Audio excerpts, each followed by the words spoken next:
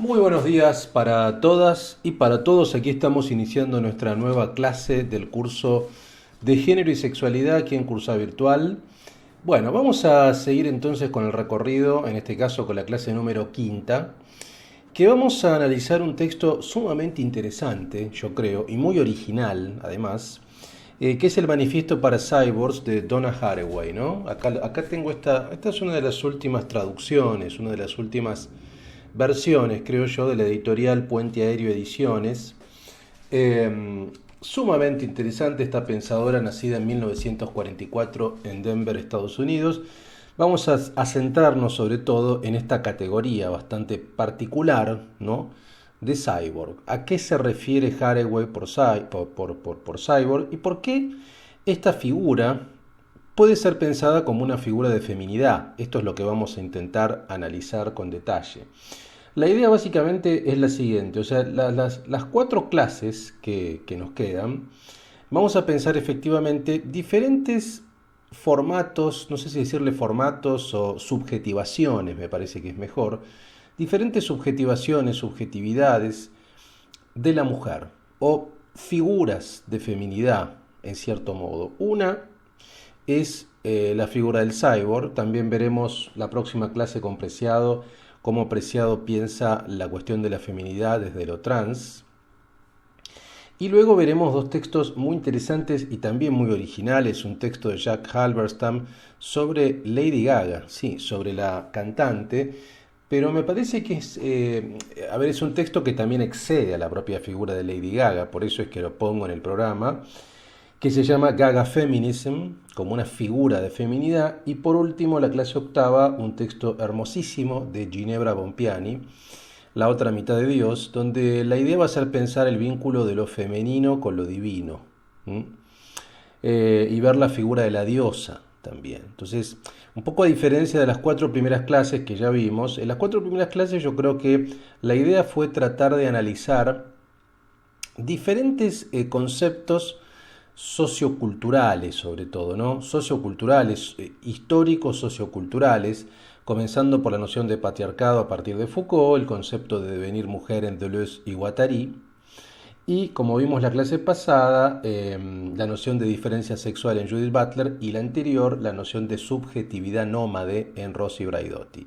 Entonces, me parece a mí que ahí tenemos, o sea, con estas cuatro nociones que ya vimos, patriarcado, devenir mujer, subjetividad nómade y diferencia sexual, tenemos una suerte de grilla de inteligibilidad, una suerte de matriz conceptual, a partir de la cual podemos pensar ahora figuras de feminidad. Esta es un poco la lógica del programa, ¿no? Recuerden ustedes que la clase pasada analizamos con bastante sutileza, creo yo, la noción de diferencia sexual, ¿no? A partir de Butler, ¿no? Es decir, un poco el desafío es pensar una diferencia sexual sin caer en esencialismos, sin caer en la molarización, la cristalización de lo femenino, e incluso pensar la posibilidad de una diferencia sexual por fuera de lo binario, digamos, ¿no? Pensar por fuera de una matriz necesariamente binaria, o sea, que la diferencia sea sí o sí masculinidad-feminidad, que haya diferencias plurales, más allá de la cuestión binaria. Y en ese sentido el texto de Braidotti que vimos la anterior clase me parece que también ayuda, o sea, pensar un nomadismo. O sea, ¿qué quiere decir un nomadismo? Bueno, pensar en identidades que son necesarias en términos de derechos, que son necesarias en términos de luchas molares, pero que también hay que evitar que se cristalicen, hay que evitar para precisamente caer en esencialismos. Entonces, la posibilidad de pensar una subjetividad nómade tiene que ver con eso, una subjetividad que, si bien una puede identificar, es nómade, o sea, está en proceso de transformación. Por eso, y ahí me parece que también podemos conectar el concepto de devenir mujer, de Deleuze y Guattari, que no quiere decir una mujer o mujeres reales, empíricas, sino más bien es una suerte de recurso que ellos no terminan de desarrollar plenamente, que funciona, del cual nos podemos servir para oponer, digamos, en términos de un devenir menor, digamos, o cómo nos podemos oponer, perdón, en términos de devenir menor, a una suerte de patrón hegemónico, mayoritario, que es un patrón masculino, que es un patrón analítico masculino, heterosexual, blanco. Bueno, es por eso que Deleuze y Guattari consideran que la llave de los devenires menores es la mujer, es el devenir mujer. Después, como ya vimos, bueno, Braidotti analiza cuáles son las características de eso, porque es problemático también para pensar un feminismo molar, un feminismo de lucha concreta, cosa que ya analizamos. Ahora bien, con esto quiero decir, vayamos a ver entonces diferentes figuras de subjetivaciones femeninas. Desde el punto de vista, lo que van a ver es que desde el punto de vista literario, poético, hay una cantidad de posibilidades, ¿no? Yo creo que el texto de Donna Haraway un poco lo podemos colocar ahí. El texto tiene un subtítulo que es Ciencia, Tecnología y Feminismo Socialista a finales del siglo XX. Y es un texto que está publicado, que se publicó, les quiero decir exactamente la fecha de publicación original de este texto, que es de 1991. Así vamos más o menos teniendo en cuenta 1991. El texto tiene 6 partes. El sueño irónico de un lenguaje común para las mujeres en el circuito integrado, identidades fracturadas, la informática de la dominación, la economía del trabajo doméstico fuera del hogar, las mujeres en el circuito integrado, cyborgs, un mito de identidad política. Entonces yo creo que es una figura que remite obviamente, cuando uno habla de cyborg, ¿en quién piensa? Uno piensa claramente en la ciencia ficción, o sea, es una figura literaria habitual de la ciencia ficción, ¿no? Es decir, esos ensambles de humanos y máquinas. Uno piensa, no sé, puede pensar en Terminator, por ejemplo, en ciertas películas. Uno puede pensar, o por lo menos yo pienso a veces también, en Alien, y lo cual está bien. Van a ver que hay un personaje que es Ripley, el interpretado por Sigourney Weaver, que uno puede asociar bastante con esta figura, ¿no? Entonces hay un universo de ciencia ficción, a ciertas autoras como Úrsula K. Le Guin, que además también tiene una impronta feminista. Es decir, tenemos que direccionarnos a todo ese universo, que es un universo que, aunque parezca mentira, a veces uno asocia la ciencia ficción con, tal vez, de un modo prejuicioso, con mayor impronta masculina, lo cual no es cierto. Digo, hay muchas autoras de ciencia ficción y hay muchas películas de ciencia ficción que están estructuradas a partir de personajes femeninos fuertes y característicos, ¿no? Entonces yo creo que, me parece a mí que ahí tenemos una suerte de deriva estética que es sumamente interesante, que va a continuar cuando veamos el texto de Gaga de Jack Halberstam también, ¿no? Bueno, voy a empezar a leer mi material, que un poco lo que trato de hacer es sintetizar a mi juicio cuáles son los atributos más importantes de esta noción de cyborg, o sea, cómo yo creo que nos ayuda este concepto de cyborg para pensar efectivamente la relación entre género y sexualidad. Primero, algunas ideas o un poco presentar quién es Donna Haraway, porque a diferencia de probablemente Paul B. Preciado, Judith Butler, que son mucho más conocidas, digamos, Haraway, por supuesto que si bien es una autora inserta dentro del universo feminista, probablemente no tenga tanta popularidad o no tenga tanta proyección como Judith Butler, por ejemplo, ¿no? Entonces, primero algunas ideas sobre Haraway. Haraway es una filósofa, es una pensadora que, como dijimos antes, nació en 1944 en Denver, Estados Unidos.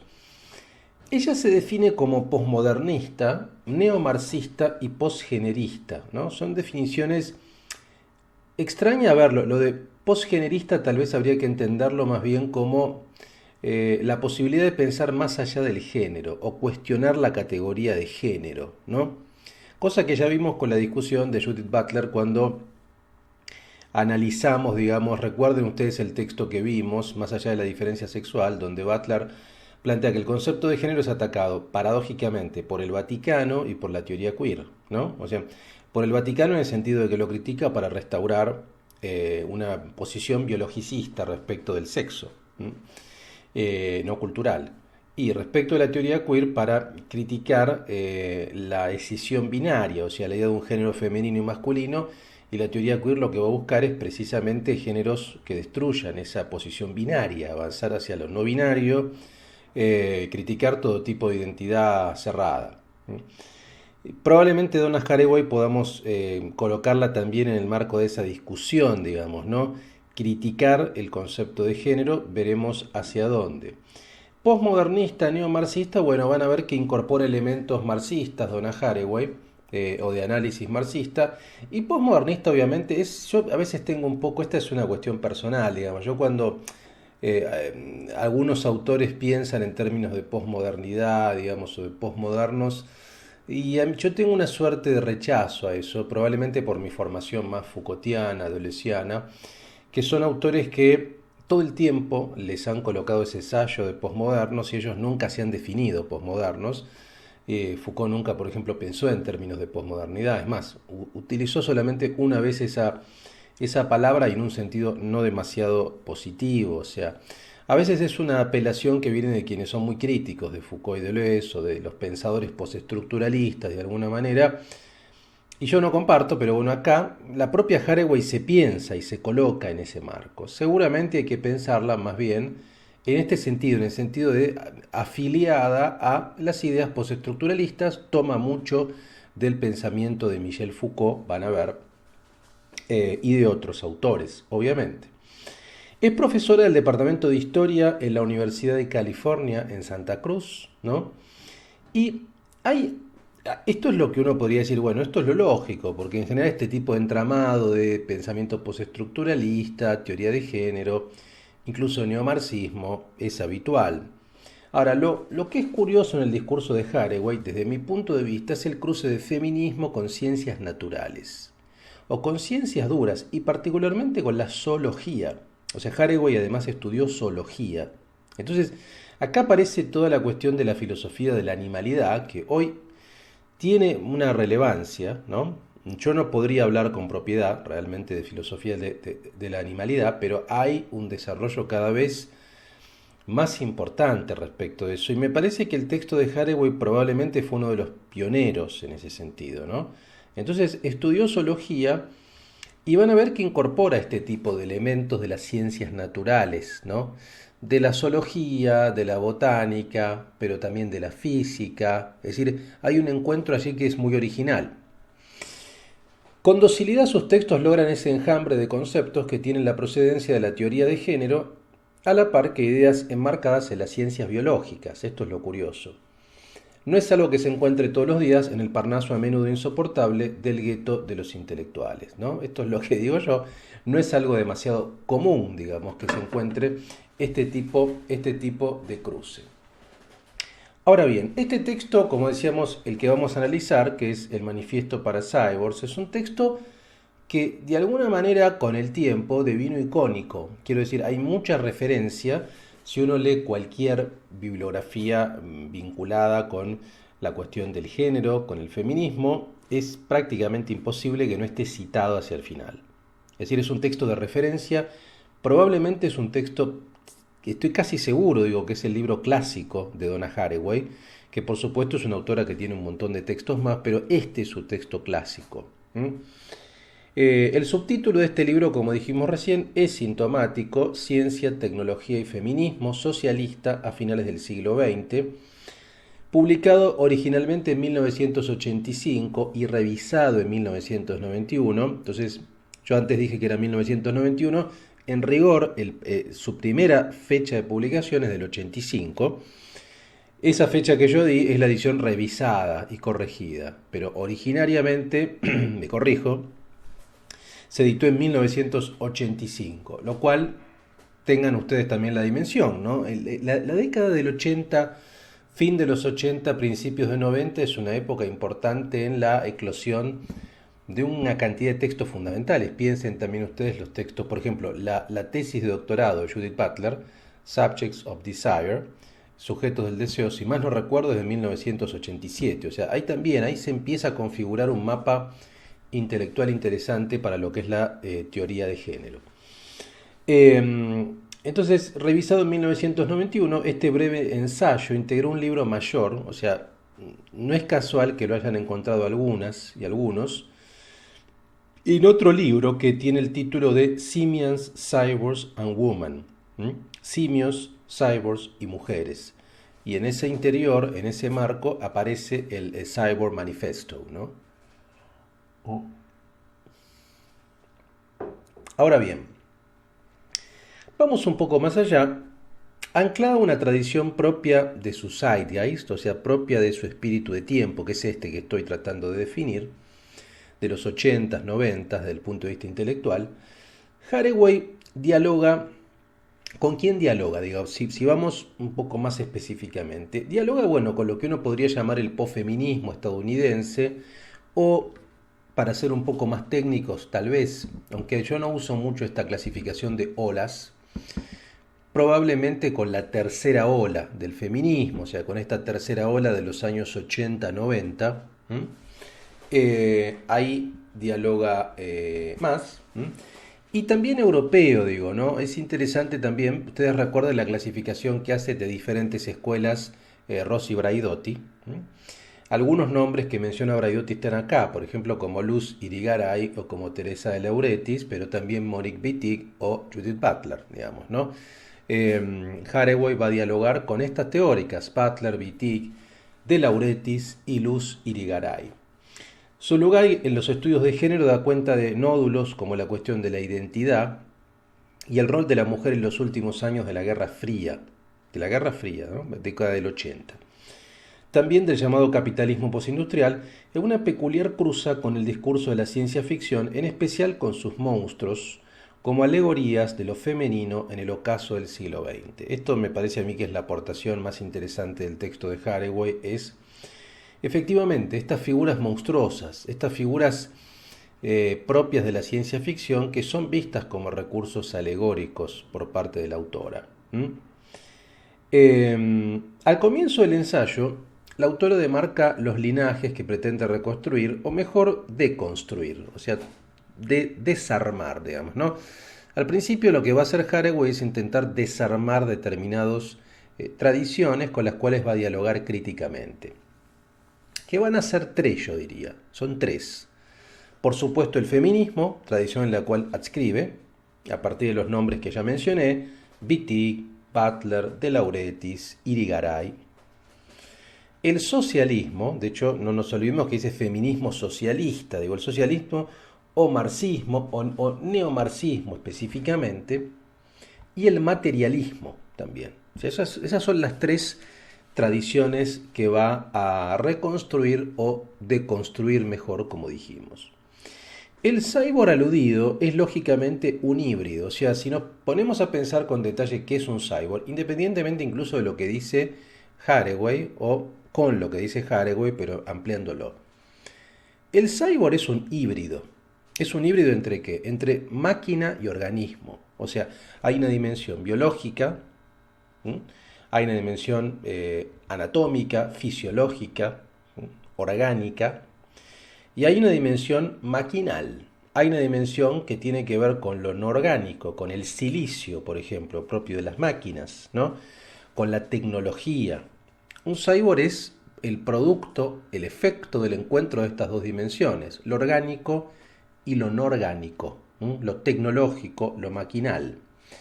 Es una criatura social y de ficción que postula una sexualidad barroca, porque la pregunta que uno se podría hacer, y que se hace Haraway, es, bueno, ¿cuál es el rol de este tipo de máquinas, de este tipo, perdón, no de máquinas, de este tipo de subjetividades que tienen un elemento orgánico y un elemento maquinal?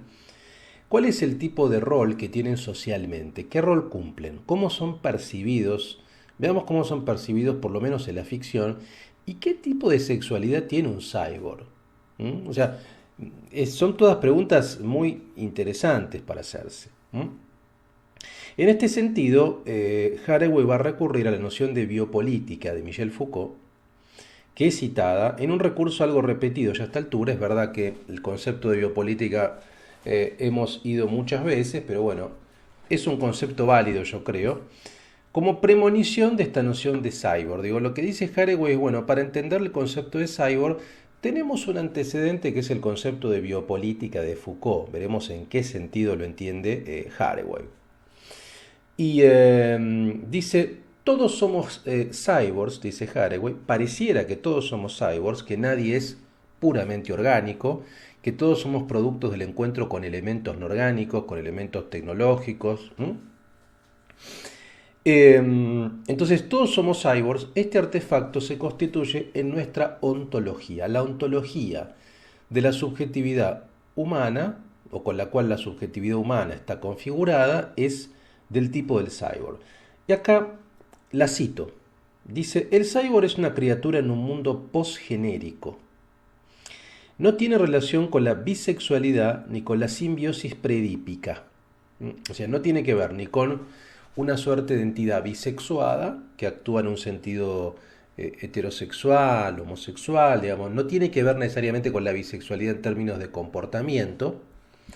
Tampoco tiene que ver con lo que ella llama la simbiosis predípica, o sea, con lo que tal vez se podría entender desde el punto de vista freudiano con la noción de lo polimorfo, ¿no? De lo polimorfo, o sea, la idea de la sexualidad polimorfa, que también es una suerte de estadio pansexuado, digamos, ¿no? Que tiene que ver con la teoría freudiana de la bisexualidad de origen, ¿no? Con el trabajo no alienado u otras seducciones propias de la totalidad orgánica, mediante una apropiación, es una cita larga, perdón, vamos a recorrer a toda. Dice, no tiene relación con la bisexualidad ni con la simbiosis predípica, con el trabajo no alienado u otras seducciones propias de la totalidad orgánica, mediante una apropiación final de todos los poderes de las partes a favor de una unidad mayor. O sea, tampoco tiene que ver con esa suerte de apropiación con una unidad mayor. O sea, no es que es un mero eslabón de una cadena mayor. Dice, el cyborg está fuertemente comprometido con la parcialidad, con la ironía, la intimidad y la perversidad. Es opositivo, utópico y de ninguna manera inocente. Al no estar estructurado por lo público y lo privado, el cyborg define una polis tecnológica basada parcialmente en una revolución de las relaciones sociales en el oikos, el hogar. Fin de la cita. Entonces vean todo lo que nos dice en esta cita. Entonces queda claro, digamos, lo que no tiene que ver con la bisexualidad, no tiene que ver con esa simbiosis predípica, no tiene que ver con una totalidad orgánica que se apropia de una parte o con una unidad mayor que la constituye. Por tanto, el cyborg dice tiene que ver con, repasemos estos atributos que mencionamos, con la parcialidad. O sea, el cyborg es un ser parcial, no es un ser totalizante, es un ser, uno podría decir, que piensa desde su perspectiva, tiene un elemento perspectivista en términos de Nietzsche. El cyborg es irónico, o sea, juega con cierta ironía, no termina de aceptar o de comprometerse con una posición, pero también es un ser comprometido con la intimidad, y ahí aparece el tema del hogar que está hacia el final. Digo, hay un vínculo con lo íntimo, con la intimidad, con el elemento doméstico, con el hogar, que supuestamente es un elemento históricamente donde la mujer ha sido confinada, desde las económicas griegas, que Foucault analiza en la historia de la sexualidad, el lugar de la mujer es lo doméstico. Digamos, lugar del cual después ha salido, digamos, de un modo gradual, pero obviamente en el mundo griego, por ejemplo, la mujer estaba confinada allí y el hombre tenía propiedad sobre ella. Entonces, el tema de cómo repensar la intimidad a partir de la figura del cyborg y por tanto repensar la feminidad. Y la perversidad, yo creo que la perversidad acá tiene que ver precisamente con salir de estas categorías tradicionales, binarias probablemente del género, ¿no? Perversidad en el sentido de dar vuelta, de trastocar este tipo de categorías. Por tanto, dice Haraway, el cyborg es opositivo, o sea, el cyborg es una figura de oposición, es una figura de rebelión, es una figura de decir no, es una figura de resistencia. Pero el cyborg también es utópico porque plantea por su misma definición la posibilidad de un lugar más allá de las categorías actualmente existentes y de ninguna manera inocente, dice. O sea, no tiene que ver con ningún tipo de inocencia. Y luego vean ustedes, no está estructurado ni por lo público ni por lo privado. Es una figura que pone en crisis otra vez una división binaria, la división público-privado. O sea, pone en cuestionamiento. Dice, el cyborg define una polis tecnológica basada parcialmente en una revolución de las relaciones sociales en el oikos, una revolución de las relaciones sociales en el hogar. A mí me parece que la clave un poco está allí, digamos, ¿no? El cyborg es el que revoluciona los vínculos sexoafectivos, de alguna manera, ¿no? Los vínculos sexoafectivos porque pone en crisis todo esto, pone en crisis lo masculino, lo femenino, la reproducción, la familia, la intimidad, que son lugares, son territorios históricamente asignados a la mujer. Entonces, pone en crisis todo este tipo de significantes que son históricamente femeninos, ¿no? Entonces, hay una revolución de las relaciones sociales al interior del hogar. Por eso, según Haraway, el cyborg es un recurso interesante para pensar este tipo de cambios. Sigamos, dice, estos seres de carne y silicio son para Haraway grandes concentraciones simbólicas del nuevo feminismo, procedente de la teoría queer en gran medida. La filósofa demarca que las feministas del cyborg tienen que apelar a un nosotras pero sin unidad homogénea. Bueno, acá vean ustedes cómo los textos ya que venimos viendo repiten este problema, que es el problema de la identidad. O sea, un nosotras, el cyborg nos permite estructurar un nosotras, un sujeto femenino, una mujer, digamos, pero sin unidad homogénea.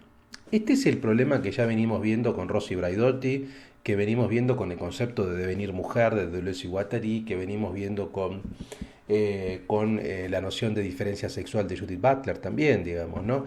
Es decir, es muy difícil, es muy difícil estructurar una noción de identidad, un sujeto político desde el feminismo, sin homogeneidad. O sea, este es el desafío. ¿De qué manera podemos estructurar un sujeto feminista, pero lo más amplio posible, sin caer precisamente en esencialismos, en estas estructuras homogéneas, ¿no? Obviamente, vemos cómo gradualmente el feminismo fue modificando su posición, en el sentido de que, supongamos que el feminismo de la primera ola, cuando digamos, pienso en las sufragistas, digamos, pienso en aquellas primeras representantes que buscaban ampliación de derechos, votar, por ejemplo, había una configuración claramente feminista muy clara, que se mantuvo también, yo diría, después, tiempo después, en lo que uno podría entender como la segunda ola, podemos incluir a Simone de Beauvoir también ahí, en la década del 50, ¿no? Que se mantuvo hasta la década del 50, 60, en el sentido de que había un modelo homogéneo de mujer.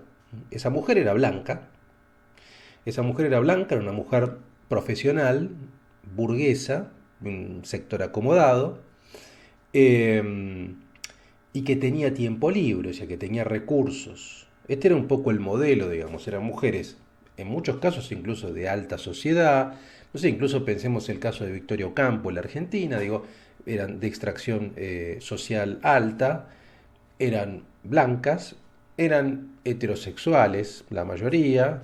Digamos, el caso de Simone de Beauvoir podríamos decir, bueno, no tanto, digamos, pero quiero decir, había como una suerte de límite sociocultural muy marcado. Y por tanto había un montón de subjetividades femeninas que quedaban por fuera. Es decir, ¿qué pasaba con las mujeres de extractos sociales bajos? ¿Qué pasaba con las capas bajas? ¿Qué pasaba con las mujeres afro? Con las mujeres de otra procedencia social, digamos, ¿no? Afroamericanas, por ejemplo. ¿Qué pasaba con las mujeres esclavas? ¿Qué pasaba con las mujeres que ejercían el trabajo sexual? ¿Qué pasaba con las prostitutas?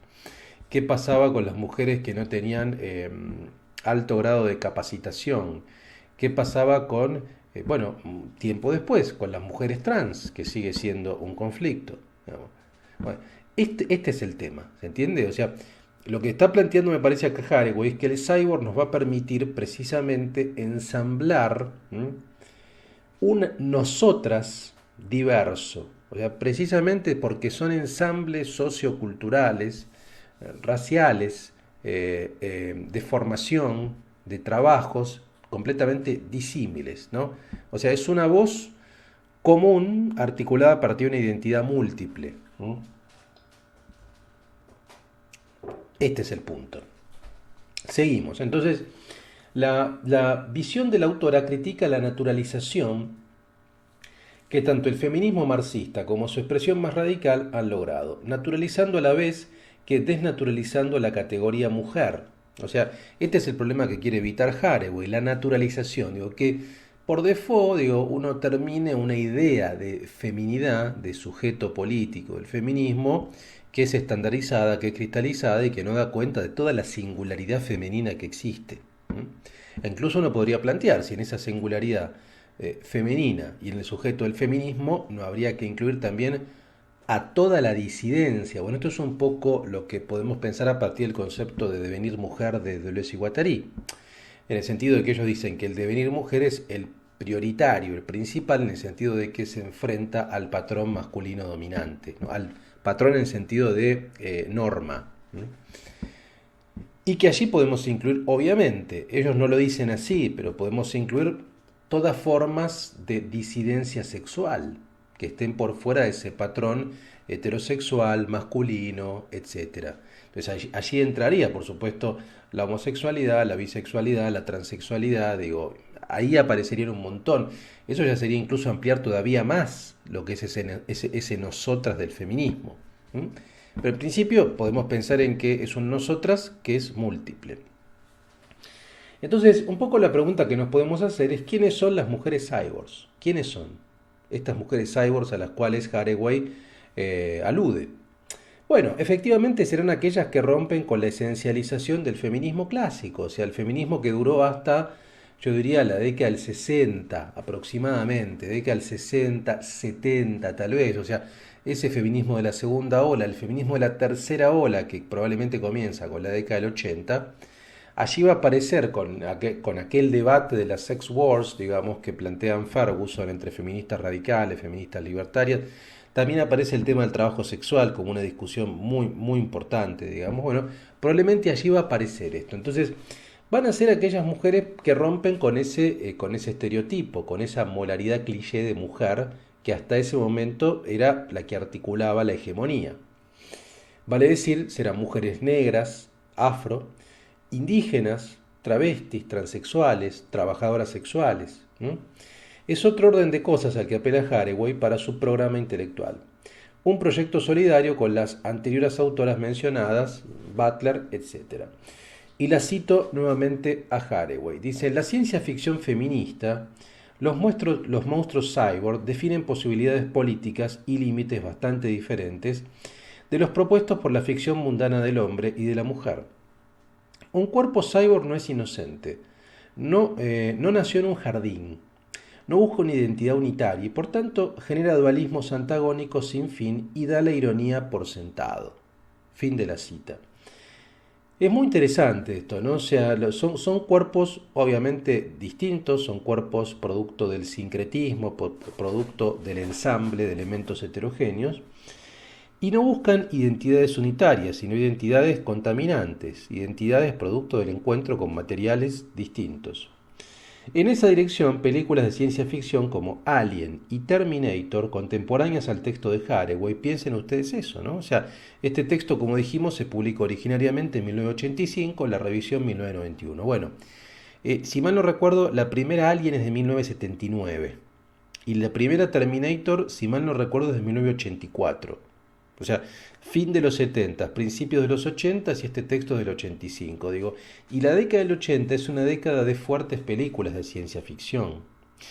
Pensemos Terminator también tiene una heroína, que es el personaje que hace Linda Hamilton, Sarah Connor. De hecho, es la que estructura toda la película. Entonces pensemos, Sarah Connor en Terminator y Ripley, que hace Sigourney Weaver en Alien, son dos películas fuertemente marcadas por heroínas, ¿no? Y que además son personajes femeninos ciertamente complejos, porque aparece allí el tema de la reproducción, el tema de la maternidad. Sarah Connor y su hijo, digamos, que va a ser asesinado, que Terminator precisamente busca matarlo, que viene del futuro. El caso de Ripley, pensemos que hay que ver toda la saga, digo, el vínculo que tiene con el alien es un vínculo también muy particular de concepción, ¿no? Hay un vínculo, yo diría, hasta maternal que desarrolla Ripley con respecto al alien, a ese monstruo tan terrorífico, digamos, ¿no? De hecho, en las últimas Alien, yo creo, no me acuerdo ya si la cuarta o la quinta, de hecho ya tiene al alien adentro, lo da a luz, digo, hay una cantidad de, de cuestiones que se pueden pensar ahí que son muy sutiles y muy interesantes, digo. Son dos películas icónicas, para mí son dos obras maestras, sobre todo la primera, Terminator, y la segunda, y Alien. A ver, también yo diría la primera, la segunda y la tercera están muy bien, que son contemporáneas. Entonces, como decíamos antes, al texto de Haraway dan cuenta visualmente de lo que marca la filósofa. Sus heroínas, Ripley y Sarah Connor, son mujeres cyborg también. Podemos pensarlas como mujeres cyborg, digamos, ¿no? No solo por la interacción con el factor halógeno, no solo porque van a interactuar con, en el caso de Sarah Connor, con un robot, con un Terminator, digamos, que viene del futuro, y en el caso de Ripley con un alienígena, con un monstruo alienígena, o con el silicio y lo extraterrestre, o sea, Terminator es el silicio en la máquina y Alien es el monstruo extraterrestre que ellas contienen en su interior. Eso es lo obvio, es lo evidente, digamos, ¿no? Ellas se van matrizando, se van configurando desde el punto de vista de la subjetividad a partir de la interacción con elementos que no son orgánicos, humanos, que son producto del silicio, de la máquina o producto de otro tipo de materiales no humanos, sino también por su rol, por generar a la vez que detonar los dualismos. Esto a mí me parece que es, más allá de la metáfora de la configuración del cyborg, de la mujer cyborg, a partir de este tipo de materiales que son externos a lo orgánico, también por su rol. Pensemos el rol de esas mujeres, de esos personajes al interior de las películas. Detonan los dualismos, o sea, son personajes que de alguna manera ponen en crisis liderazgos o, como decíamos antes, que operan revoluciones en las relaciones sociales de loicos. O sea, no son mujeres, o sea, son mujeres que desarrollan un vínculo, yo diría, con lo doméstico, con la intimidad particular. O sea, quiero decir, porque no terminan de abandonar ese lugar, ¿no? Ustedes piensen bien, o sea, ¿cuál es el vínculo, por ejemplo, de Sarah Connor con su hijo? Es un vínculo maternal, digamos. Lo mismo uno podría decir el vínculo de Ripley con el monstruo, es un vínculo hasta en cierto punto afectivo, ¿no? O sea que esa relación con la intimidad o con la maternidad se mantiene, pero se revoluciona, se resignifica a partir también de un rol político, un rol social, un rol de liderazgo, hasta físicamente son mujeres que transforman sus cuerpos desde el punto de vista de la fuerza física. Entonces, en ese sentido yo creo que Haraway está diciendo, bueno, acá tenemos una figura poética, literaria, de ciencia ficción, que nos permite pensar un nuevo tipo de feminidad, un sujeto propio del feminismo, distinto, múltiple. La última frase del manifiesto de Donna Haraway comprime quizá todo el arsenal teórico y la imaginería que despliega un texto con ideas de potencia, pero que buscan actualización a comienzos del siglo XXI. Y vean cómo cierra, y lo leo porque nos va a servir sobre todo para la última clase. Dice, a pesar de que los dos bailan juntos el baile en espiral, prefiero ser un cyborg que una diosa. Fin de la cita. Y la figura de la diosa la vamos a pensar con el texto de Ginebra Bompiani. Por eso lo leo, digamos, ¿no? Porque me parece que da el pie perfecto para que cuando analicemos de acá a la octava clase, falta todavía, digo, la figura de la diosa que toma Bompiani. Bueno, Haraway prefiere, prefiere ser una cyborg a una diosa. O sea, prefiere pensar la feminidad a partir de esta constitución del silicio, de la figura extraterrestre, que desde la figura de la diosa o el vínculo con lo divino. Acá el vínculo con lo divino no aparece, aparece el vínculo más bien con la zoología, la física, la ciencia, digamos con las ciencias naturales, ¿no? Entonces, yo creo que es un texto interesantísimo para repensar todos estos elementos. Veamos ahora, yo tengo marcadas acá un par de, algunas, ¿cuántos tengo? Tres o cuatro o cinco citas más o menos para compartir. En fin, para compartir con ustedes y repensar algunas de estas ideas de Haraway, ¿no? Por ejemplo, en la página 17 de la edición esta de Puente Aéreo, bueno, como dijimos, recurre a la figura de Foucault, ¿m? Recurre a la figura de Foucault, de la biopolítica. ¿Por qué recurre digamos, a la figura de la biopolítica? Eso es lo que quedó por ahí sin explicar un poco. Me parece a mí porque la biopolítica para Foucault es la gestión de la vida biológica de la población, la administración de la vida biológica de la población.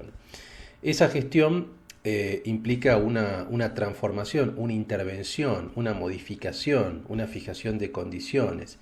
Y de alguna manera el cyborg también implica una administración o una gestión o una transformación de la vida biológica, pero acá ya diría de la población femenina, digo, acá ya sería más específico, digamos, ¿no?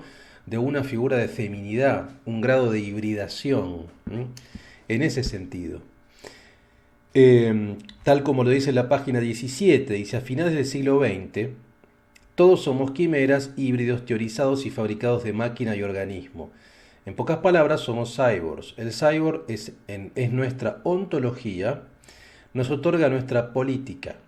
Es una imagen condensada de imaginación y realidad material, centros que unidos estructuran cualquier posibilidad de transformación histórica. Esto es un poco lo que habíamos dicho anteriormente. Vamos ahora a la página, bueno, en la página 18 y 19 plantea estas características que ya mencioné, que no tiene que ver con la bisexualidad, con la simbiosis predípica, etcétera, etcétera. Eh, También acá hay una alusión que yo no mencioné, digamos, vean esta comparación que va a ser con Frankenstein, porque también es un monstruo de la ciencia ficción que nos puede llevar a eso. Vean lo que dice, cómo lo compara. Dice, a la inversa de Frankenstein, página 19, el cyborg no espera que su padre lo salve con un arreglo del jardín, es decir, mediante la fabricación de una pareja heterosexual. Claro, recuerden ustedes que el doctor Frankenstein fabrica al monstruo y Frankenstein se siente solo y busca la compensación con la creación de una mujer. Dice, es decir, mediante la fabricación de una pareja heterosexual, mediante su acabado en una totalidad, en una ciudad y en un cosmos. Es decir, en Frankenstein habría algo así como una aspiración a una inserción social straight o heterosexual o clásica, no sé. El cyborg dice no sueña con una comunidad que siga el modelo de familia orgánica. Es esto, ¿no? Aún sin proyecto edípico. El cyborg no reconocería el jardín del Edén, no está hecho de barro y no puede soñar con volver a convertirse en polvo. Quizás sea por eso que lo que yo quisiera ver si el cyborg es capaz de subvertir el apocalipsis que implica regresar al polvo nuclear impulsado por la compulsión maníaca de nombrar al enemigo. Los cyborgs son irreverentes. Ellos no recuerdan el cosmos, desconfían del holismo, o sea, la totalidad, pero necesitan conectar. Parecen tener un sentido natural de la asociación en frentes para la acción política, aunque sin partidos de vanguardia. El principal problema de los cyborgs, por supuesto, es que son la descendencia ilegítima del militarismo y del capitalismo patriarcal, pero por no mencionar el socialismo de Estado. Pero los hijos ilegítimos son a menudo infieles a sus orígenes. El cyborg sería infiel a ese origen patriarcal y militar, lo va a traicionar. Sus padres, después de todo, no son esenciales. ¿Se entiende lo que está diciendo? O sea, a diferencia, por ejemplo, de otro monstruo de la ciencia ficción, que es Frankenstein, que de alguna manera busca ser incluido, busca ser admitido, digamos, dentro de una familia tradicional, digamos, y sufre por eso, por la no inclusión, el cyborg no. El cyborg, si bien es producto de esa sociedad patriarcal, busca ser infiel a eso, o sea, busca romper el dualismo, busca romper ese tipo de inserción, no quiere insertarse, no quiere insertarse.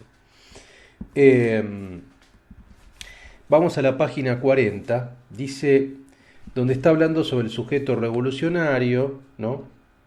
Vean lo que dice acá. En la página 39-40 dice, las feministas del cyborg tienen que decir que nosotras no queremos más matriz natural de unidad y que ninguna construcción es total. La inocencia y la subsecuente insistencia en la victimización como única base de introspección han hecho ya bastante daño. Vean qué interesante esto la victimización como base ha hecho daño. Esto parece un texto premonitorio en el sentido de que esto se puede charlar, digo, esto se puede discutir. Yo considero que la figura de la víctima ha ganado mucha centralidad y me parece también nocivo eso, para pensar el deseo sobre todo. Y acá ya lo está diciendo Haraway, ¿no? La victimización como base única de introspección ha hecho bastante daño. Pero el sujeto revolucionario construido debe dar también reposo a la gente de finales de este siglo. En la lucha por las identidades y las estrategias reflexivas para construirlas, se abre la posibilidad de tejer algo más que un manto para el día después del apocalipsis. Tanto el feminismo marxista socialista como el radical han naturalizado y desnaturalizado de manera simultánea la categoría mujer. Quizá una caricatura esquemática pueda resultar de ambas acciones. O sea, trata de salir un poco de estas dos caricaturizaciones que han hecho según su perspectiva Haraway. Tanto una visión, tanto un feminismo marxista como un feminismo radical, digamos, etcétera. Y probablemente la figura, o sea, ¿por qué me parece a mí está diciendo esto? Porque me parece que ahí aparece cierto humanismo. Y el cyborg lo que va a hacer es cuestionar precisamente el humanismo. Digo, es un problema el humanismo porque el humanismo define una universalidad, en este caso de la mujer. Y al definir una universalidad siempre va a quedar por fuera lo que no es humano. O sea, esto es lo humano. O sea, esta es la categoría de lo humano. Estos son los atributos de lo humano. Y una vez que definimos los atributos de lo humano, el humanismo, digamos, en este caso de la mujer, tenemos que dejar por fuera lo que no es humano. Y esto siempre es un problema. Esto es algo... Por eso Foucault también siempre sospechaba mucho del humanismo, digamos, ¿no? Porque en este caso Foucault lo pensaba con respecto a la figura más masculina, probablemente, digamos, ¿no? O sea, al fijar una idea de hombre universal, bueno, esa fijación de hombre universal es falsa, porque en definitiva, atrás había una idea de hombre que era hombre blanco, esclavista, propietarista, digo, o sea, europeo, digo, esa es la figura. Entonces, siempre queda una singularidad no representada cuando fijamos una visión de humanismo. El humanismo es problemático, suele ser problemático porque nos obliga de manera explícita o implícita a fijar un límite.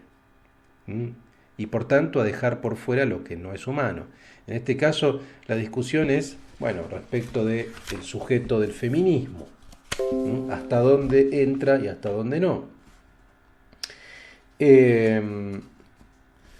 Vamos a la página 56. La página 56, vean lo que dice Haraway. Dice, la situación actual de las mujeres es su integración / explotación en un sistema mundial de producción, reproducción y de comunicación llamado informática de la dominación. El hogar, el sitio de trabajo, el mercado, la plaza pública, el propio cuerpo, todo puede ser dispersado y conectado de manera polimorfa, casi infinita, con enormes consecuencias para las mujeres y para otros, consecuencias que en sí mismas son muy diferentes en gentes diferentes y que convierten a los poderosos movimientos internacionales de oposición en algo difícil de imaginar, aunque esencial para la supervivencia. El cyborg es una especie de un yo personal, posmoderno y colectivo, desmontado y vuelvo a montar. Es el yo que las feministas deben codificar. O sea, hay un elemento de plasticidad en el cyborg, de armar y rearmar todo el tiempo, de contaminación. Eso es lo que permite un sujeto político del feminismo ampliado. Por eso es un recurso, yo creo. Vamos a las dos últimas citas, el capítulo 6, Cyborgs, un mito de identidad política. Vean acá, dice, página 91, dice, quisiera concluir, es muy interesante acá que hace una lista abreviada de ciencia ficción feminista. Yo mencioné a Úrsula K. Le Guin, digamos, desde mi poco conocimiento, debo admitir, pero vean acá, por eso lo quiero compartir con ustedes, para que tomen nota si quieren ampliar y quieren leer ciencia ficción feminista. Acá lo dice Haraway. Un mito sobre la identidad y las fronteras que podrían informar los imaginarios políticos de finales del siglo XX. Dice, estoy en deuda con escritores como Joanna Russ, Samuel Delany, escritor gay y negro, John Barley, James Tripty Jr., Octavia Butler, Monique Wittig y Vonda McIntyre. Dice, una lista abreviada de ciencia ficción feminista que aborda temas relacionados con este ensayo. Bueno, y ahí da una cantidad de textos interesantes.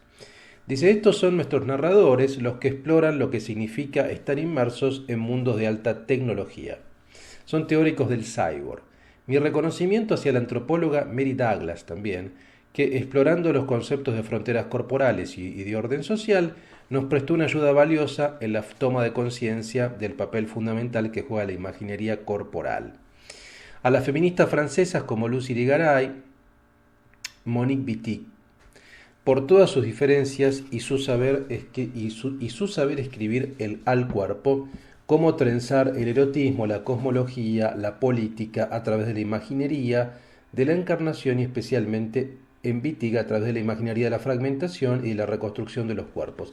Bueno, luego por supuesto sigue mencionando otras autoras como Audre Lorde, Adrienne Rich, bueno, etcétera, etcétera, no puedo hablarlas todas, pero sobre todo esta última parte es interesante para que tomen nota de la ciencia ficción feminista. Y la última cita que les voy a leer antes de cerrar, termina como leímos ya, prefiero ser un cyborg que una diosa, pero antes de eso, vean acá, dice, la imaginería cyborg, página 108, puede ayudar a expresar dos argumentos cruciales en este trabajo. Primero, la producción de teorías universales y totalizadoras es un grave error que se sale probablemente siempre de la realidad, pero sobre todo ahora. O sea, tratar de producir una teoría universalista, totalizadora, holista es problemático.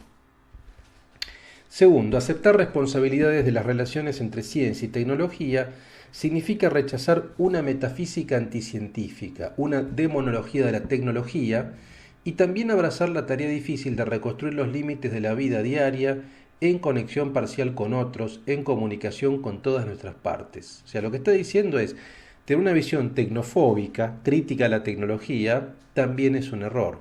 Entonces, de alguna manera lo que está diciendo Haraway es que la tecnología tiene que ser aliada del movimiento feminista y que una visión totalizadora, homogénea, universalista también es un error. Tenemos que avanzar hacia teorías más bien híbridas. Y en ese sentido el cyborg puede ser un recurso, digamos, ¿no? Puede ser un recurso fundamental. Bueno, vamos a dejar acá, vamos 52 minutos, me parece que está bien. Creo que tienen herramientas para que lean el texto entero. Es un texto que es breve, o sea, y es bastante claro. O sea, Haraway escribe con claridad, digamos, así que yo las invito a que lean el texto, digamos, entero. Hagan su lectura, hagan su recorte, digamos, ¿no? A mí me parece que es un gran aporte en esta segunda parte del curso para que empecemos a analizar diferentes formas, diferentes subjetivaciones de feminidad, y el cyborg en ese sentido es un buen comienzo. La próxima clase veremos un texto tremendo, un texto que a mí me encanta, reciente, de Paul Preciado, que va a ser una bomba. Así que no digo nada, igual está en el programa, obviamente, pero la próxima lo vamos a analizar con mucho detalle, que me parece que también va a ayudar a repensar y a mover un montón de estructuras que a veces tenemos por allí. Bueno, los invito a que hagan sus comentarios al foro de la cursada y también todo aporte, tal vez en este caso como hay imágenes, si quieren compartir imágenes, un fragmento de una película, hablamos de películas como Terminator, Alien y otras, y digo, si cualquier aporte que ustedes consideren, siéntanse con la libertad de hacerlo, porque todo suma para que no sea esto meramente un soliloquio mío, sino que hagamos un curso dialógico, digamos, ¿no? Que ustedes aporten en pie de igualdad con lo que yo estoy compartiendo con ustedes. Bueno, terminamos acá, seguimos la próxima clase entonces con la clase sexta ya del curso Género y Sexualidad. Les mando un abrazo y gracias.